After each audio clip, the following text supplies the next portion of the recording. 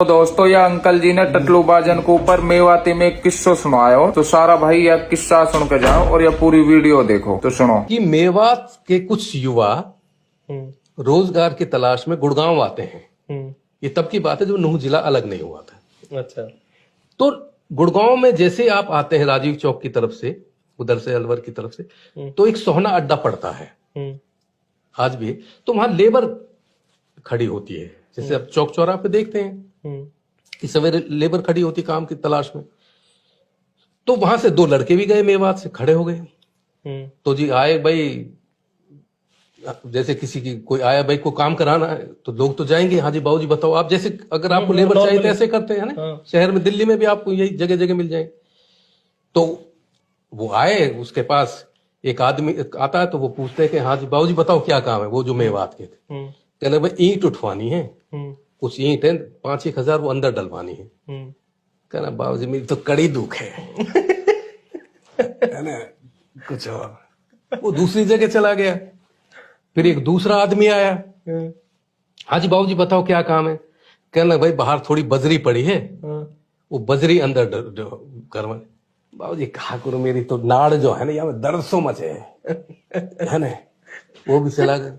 तीसरा आदमी आया एक बड़ी सी गाड़ी में, हाँ जी बताओ जी क्या काम है। कहने लगा भाई सेप्टिक का गड्ढा खुदवाना है। कहने बाबूजी तैयार है। गड्ढा खुदवा कहाँ से आई जाए भाई, जो सेप्टिक का एक होता है गड्ढे का आकर। कहने लगा जी चलो बाबूजी चलो। उसने गाड़ी में बिठाया, अपने कोठी पे ले गया। वो एक सच्ची किस्सा है ये, टटलू की जो वो किस्सा बता रहा हूँ।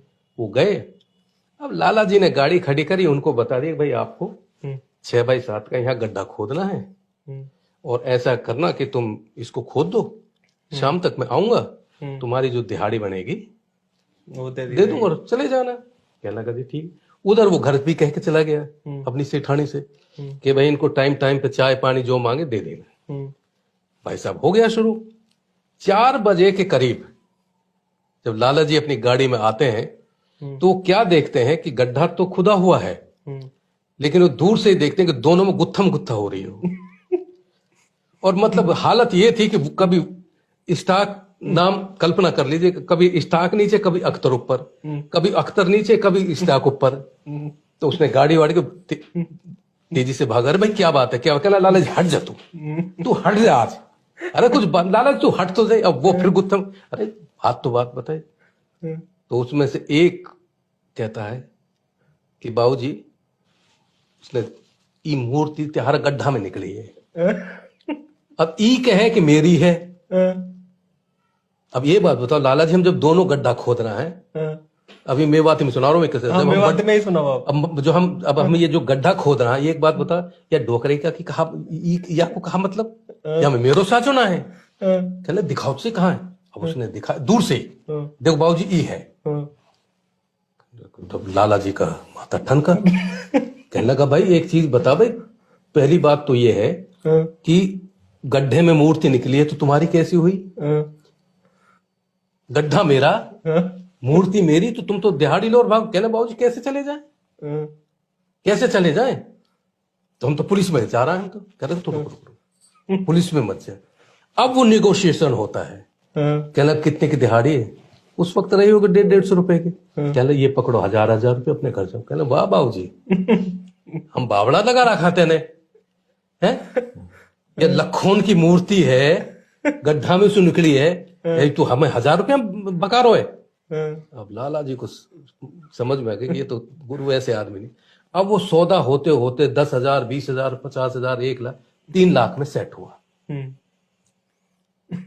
क्या लगा, लाला जी को उन्होंने मूर्ति दी और उसने उनको 3 लाख दो। लाला जी ने ये भी कहा कि भाई ऐसा है कि तुम किसी को बताना मत ये कि मेरे यहाँ को मूर्ति निकली है। कहने बाबूजी कैसी बात कर रहे हो आप, ने कोई ईमानदारी भी, कोई खुदा और कोई ये भी, कोई ऐसी बात हो। तो उसने उनको गाड़ी में बिठाया और उसी सोहना चौक पर, पहले बसें वहीं से निकलती थी अंदर से, गुड़गांव से बस अड्डे से, वहीं बस आई जो अलवर या उधर की जाने वाली हो, उसमें उनको बैठाया और वो तब तक खड़ा रहा जब तक वो बस उसकी आंखों से ओझल नहीं होगी। हो गया जी। अब असल किस्सा अब सुनिए। अब लाला जी ने वो तो हुई पहुंची, और 2-3 दिन के बाद जहां एंटीक पीस लिए जाते हैं दिल्ली में, पुरानी दिल्ली में, वहां लेके गया और उसको दिखाया कि भाई ये मेरे गड्ढे में से ये निकली है। कहने लगा जी क्या है? कहने लगा, उसने देखा उसको दूर फेंक के मारा दुकानदार ने। अब जैसे लाला जी ने देखा कि भाई क्या है, क्या भाई एंटीक पीस है, तो कह हमें बेवकूफ बना रहा है, ये मूर्ति बाजार से खरीदी गई है, इसको नकली बनाया गया है। अब लाला जी का तो दम ऊपर कर, इसको कहते टटलू काटना।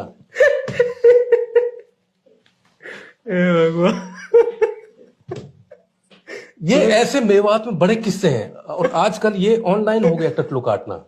मतलब आपके पास कोई नई गाड़ी है, आपकी गाड़ी का तस्वीर लिया, ओलेक्स पे डाल दिया वो, और कह दिया कि भाई ये ओलेक्स 2 लाख में है, फला फला मॉडल है। अब हर आदमी स्वार्थी है, लालची है, कि अगर आदमी 2 लाख का नया लेटेस्ट मॉडल, 10 लाख की गाड़ी है, 6 लाख की गाड़ी 1.5-2 लाख में तो उससे संपर्क करेगा, संपर्क करके उससे जगह तय करेगा कि भाई पैसे कहाँ लेके आऊं मैं, तो उसको बुलाया जाएगा कहीं। जब लेकर जाएगा तो अब वो कहेगा कि भाई कहाँ है गाड़ी, तो लिए तो कल गाड़ी वाड़ी कुछ नहीं, तो उससे तेरे वाले और छोड़ दे, तो मतलब ना, हाँ वो भी ले जा, बक्से जो पैसे लेकर। अब इन सब चीजों का संबंध सीधा सीधा से हम बात करें तो रोजगार से जुड़ा हुआ है। अगर हमारे देश में रोजगार हो, अच्छी शिक्षा हो, तो शायद ये नौबत नहीं है। और जहां तक क्राइम की हम बात करते हैं, क्या मेवात में क्या क्राइम होता है, क्या और देश में नहीं होते हैं क्या? नहीं, दिल्ली के पास है, यहाँ ज्यादा होते हैं, इसलिए बात होती है। नहीं, सब जगह होते हैं। देखिए होता क्या है ना, कि जहां जो एक बार जिस चीज को, जिस इलाके को आप बदनाम कर, जो एक बार उसमें आ जाता है, तो वो सब जगह है।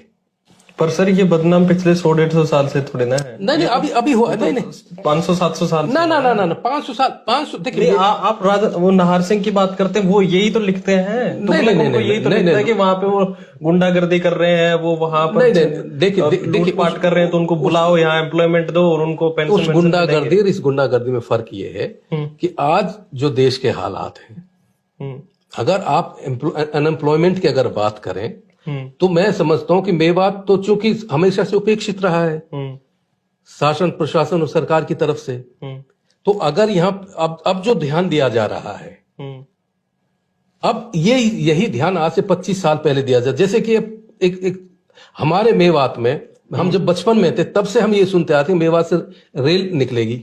आज पानी तो निकला नहीं है, आज तक कोई रेलवे लाइन को कोई जिक्र। अब नए सीएम ने घोषणा, हर साल बजट में प्रोविजन होता है, घोषणा होती है, केंद्र सरकार भी करती है, कोई कुछ नहीं।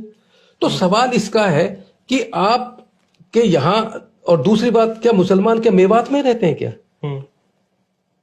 तो है क्या कि उस पर नैरेटिव बनाने में इसलिए सुविधा होती है कि एक तो दिल्ली के पास है, और जो मेवात के बारे में जो ये कहा जा रहा है कि वहां हिंदुओं को प्रताड़ित किया जा रहा है, वहां से तो हिंदू पर छोड़ के आ रहे हैं। देखिए ये जो पलायन की जो समस्या है, ये जो भगदड़ 80 के दशक में मची थी, वो पूरे देश में मची थी।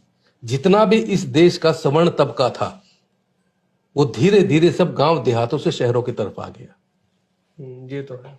और जो लोग अब गांव देहातों को छोड़कर, मतलब मैं बहुत कड़वी बात कह रहा हूं कि हमारा यहाँ जो वणिक समुदाय है, उनका कोई अपना काम नहीं था, कोई बिजनेस नहीं था, उनका एक ही बिजनेस था कि चूंकि ये मेव किसान थे, और महाजन जो हमारे यहाँ जो संस्कृति हम जिसको कहते हैं कि वो महाजनी का काम करते थे किसानों से। 70 के दशक की बात कह रहा हूं मैं, 80 के दशक की शुरुआत की।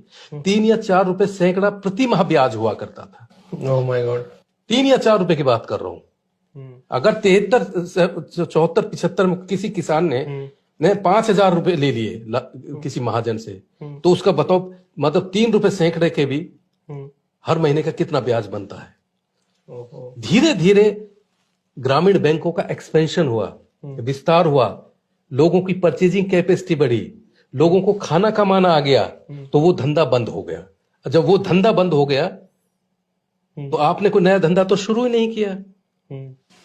ये भी है। तो ये खाली मेवात की समस्या नहीं है, ये लगभग वणिक समुदाय, किसान और मजदूरों के बीच का ये जो विरोधाभास है, ये शुरू से है। अच्छा, मतलब आप जाकर देखिए, पुराने गांव देहातों में देखिए जहां मुसलमान नहीं है, वहां क्या ताले नहीं लटके हुए क्या गाँव में, बड़ी बड़ी हवेली, वो तो हुआ ही है।